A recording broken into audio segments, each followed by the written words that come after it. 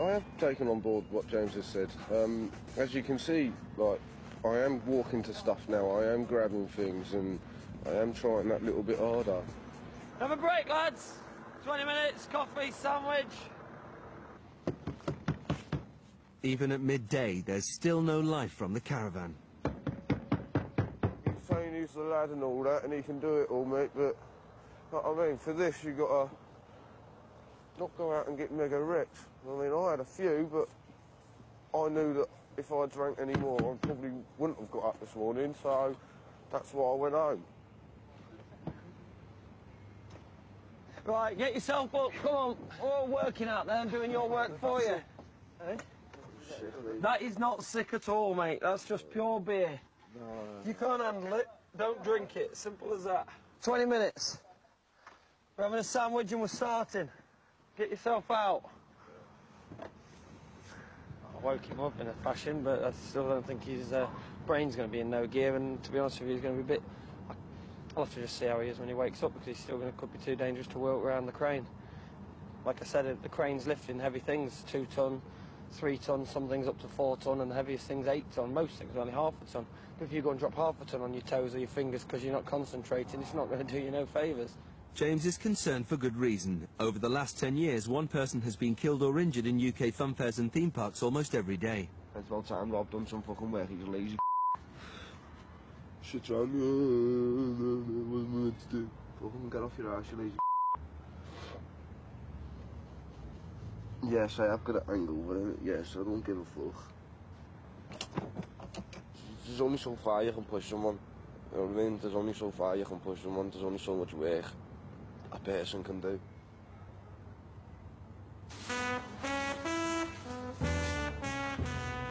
John eventually arrives on site, 6 hours late. Get John up there then now. Get John to carry on with all the other seals, so he finishes them all off. Right. Come on, it's nothing hard, babe. Get up there and get stuck into it. Just try and keep you safe while your head's not on your shoulders properly. At least he's up now. I thought it would have been a lot later. He's just got to crack on now and prove that he is a worker. John is given the tedious task of sealing the gaps in the water track. This is what happens when you fuck James off. Did go one step too far last night. But I went home here to work, but anyone that turns around to me and says that I'm not here to enjoy myself, then they can get told to freak off. I hope their opinion of me hasn't changed. They know I'm a hard worker, they know I'm not soft, they know I can get stuck in and have a go. And I always do. John has let down the entire team of 30, so at the end of the day, James demands payback for his pathetic performance in the morning. All right, John, as soon as you started late today, I want you now to get the cables and run all the cables out for this gate. And I've got to go all the way up to the jenny at the other end of the site. Cables there. Yesterday, John was the golden boy. Now he's being punished with laying cable. He works into the night, untangling, unwinding, and laying over 2 miles of power lines. At the end of the day, he's trying to give me a shit job so he can get his own back. Oh, come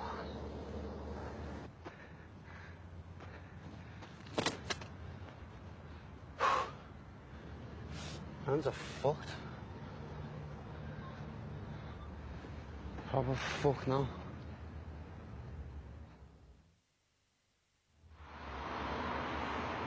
Having learned his lesson, John is up bright and early the next day. It was self-inflicted, it was my fault. But there was no chance I would have been able to do anything, even if it did get up. I would have been still pissed and a danger to myself more than anyone else. With the river rapids nearly complete, the boys are moved on to the Magic Mouse roller coaster, which has 20 tons of track to be laid. The most time-consuming part of the job is attaching and uncoupling the crane's lifting gear from the ride's components. Done badly, the task can add several hours to the workload. On a roller coaster alone, there's about 130 lifts. But if you take 30 seconds to put the chains on, and somebody takes 30 seconds to take the chains off, that's a minute each lift. So that's 130 minutes, so that's over 2 hours of extra work just by you putting chains on and off. Press that in, on forward. and then you just clip it on, job done. It's taken Rob 6 days to get to grips with the work, but his growing confidence in his own abilities is now shining through. Rob's realised he's been going a little bit slow, and I think now he's feeling good. I hope that he'll actually work a little bit harder again. In a sense to show off to John now. I think it is like a little bit of a competition now between them. Remember what I said? Face the chains, body between them, split them, quick as we can.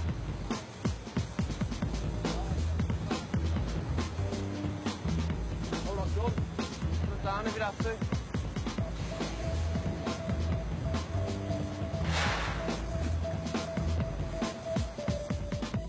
There are just 30 hours until the theme park is open, but the Magic Mouse is only a third complete. James uses the boys' competitiveness to speed up the process. Quick competition on this one. You've got to roll it over, but make sure you don't cross your chains. So you can do it the quickest. Think about it. All right, push it over. Whose chains are crossed? Both of us. Both. See, it's all time now. John's are still I've twisted. double crossed, man. He's still got it crossed. I double crossed them. Hey, he's doing shite Wow. today with these. Shall we go for dinner, John, and come back when you finish crossing them? I won that competition, flipping it. He double crossed the wires, the chains. I didn't. I only crossed them. But I've done slightly better than John. That's all that matters. Much better, the both of you. It's a shame it's only took us 329 lifts to do it. With the track nearly laid, John's attention begins to wane. No, thank you. Hey. Oh, now you're just ignoring me. That's just rude. Just come this way. John, concentrate on what you're supposed to be doing and not what you'd like to be doing. You might like to talk to the girls. If you want to do that, you do that in your own time. We're lifting heavy pieces of metal there. If you're not paying attention at all times, something could squash you. And secondly, while we're here working at Thunderworld, we give people respect. And by shouting and things like that and whistling at girls isn't paying them respect. That's not the way we work. Lights from over there now with the lighting tree, please. Just doesn't like me today at all, you know. Rob's confidence has grown in leaps and bounds, but he has yet to confront his fear of heights. With the Magic Mouse now standing proud 50 feet above the downs, James gives him a shot at conquering his vertigo by rigging the chain that pulls the coaster carts up the hill. I just want to put the chain up now so we can start getting things ready. Yeah. You want to go up the top so you can work the winch. I'll give it a go. If you can go up there with Justin, if you go up there with him, Justin, just show him what he's doing. He can work the winch and then you can just supervise up and down. Just 1 week ago, Rob had trouble climbing a ladder.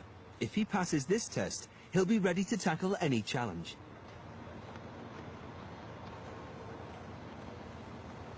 Yeah, it's feeling a little bit of a nerve kicking in, but it's okay. I'm at the top now, so it's all good. I'm glad I'm up here, you know what I mean? All right, I'm feeling a bit... that's mainly because the wind's blowing and stuff like that, but I know that this trackway's quite wide enough and that I can manoeuvre on it. I'm okay here. For the minute, anyway. I helped build that, you know what I mean? It's fucking raw.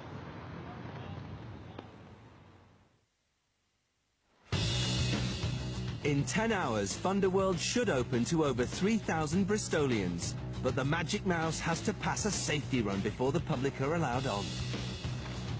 We moved it, we broke it down, we built it up again. It's nice to know that everything that we've done has played a part in making this ride. People are going to get enjoyment out of it. Someone's got to test it. After all their hard work, the lads take the hot seat.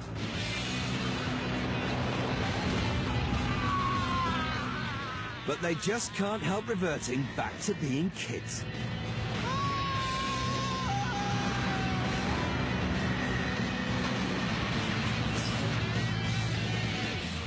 that's working all right.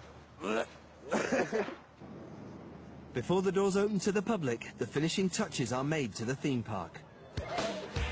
After 165 miles, 400 crane lifts and only 18 hours sleep in 4 days, the boys eventually get to do the glamorous work. Thunderworld opens its gates on time and in fully working order. We're having a good time at the moment, so after a hard week, it's nice to have a good time at the end of the week.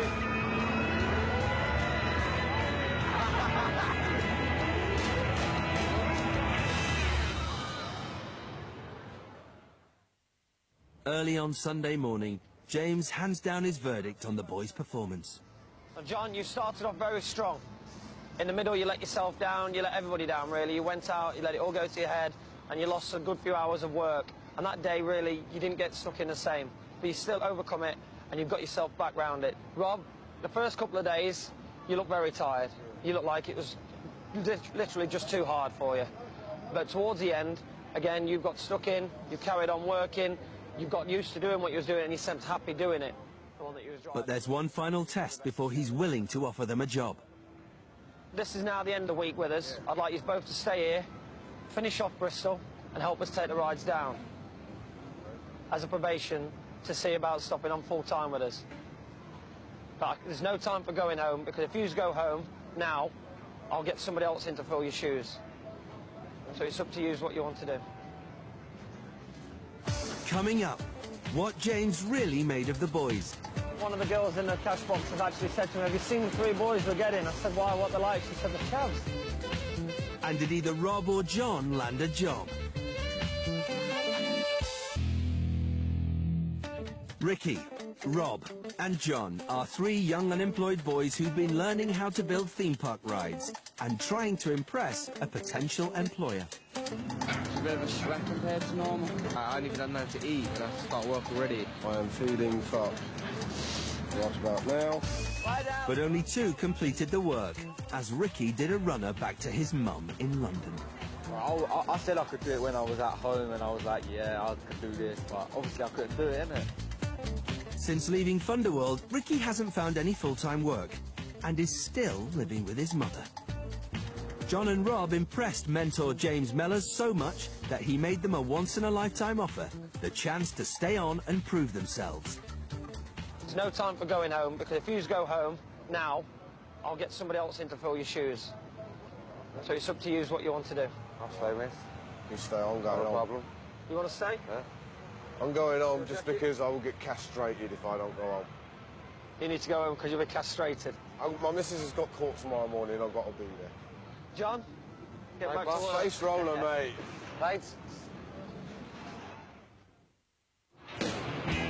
1 month on, the Thunderworld attractions have hit a new town, although the 3 lads are still fresh in James's mind. When I first met the boys, when I first looked at them, one of the girls in the cash box has actually said to me, have you seen the 3 boys we're getting? I said, why, what they're like? She said, the chavs. And I just thought, oh my God, a right classic 3. But after first meeting them, you could see that Rob seemed like he was going to be very interested. John had a lot of mouth, a lot of attitude, so I didn't know about him. But Ricky always seemed like a bit of a mummy's boy and that. I don't think he wants to do any work. And as it went on and I got to know him more, I think they carried it out about that way, really.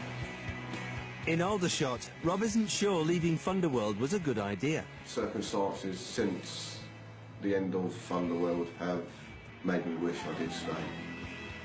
But the experience of getting back into a daily work routine has given him the motivation to find work. I'm a general construction labourer, which is just generally going around doing bits and bobs on a site. In Bristol, he was forced to face his fear of heights, and it's not stopped there. James pushed me a bit on that, got me up to the top of the Magic Mouse. And since then, I'm still a bit weary of heights, but I'm not as bad as I was.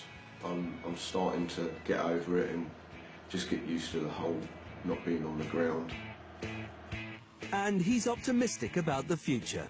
I feel good. I feel good. My life has a purpose again. Earning money's good and all. I like the fact that I'm earning cash. I haven't got to think about not having food in the cupboards, not having electric. Just generally start going out and enjoying life again. All because I've got a bit of cash. It's amazing. John's success at Thunderworld led to a life-changing job offer, which he just couldn't refuse. I haven't worked in that long. You know, I was made up to the point where I was getting excited. It may be long hours and hard work, but for the first time in his life, John is considering the possibilities of a future career. I could go to any theme park in this country and go, right, I know how to build up and I know how to pull down. Can I have a job? And they could go, let's give him a try. He's left the Dole queue behind and has a fresh start, living life on the road. I think it is a new chapter in my life. You know, I'm a Scouser till I die. If I stayed there, I would have ended up doing silly things. You can't be a Scally all your life. You just can't. On Wednesday at 10, there's a real-time premiere as a small deli in Cork turns to the Mentors for advice. But next, the hot rod gets a one-off custom exhaust system built from scratch on Chop Cut Rebuild.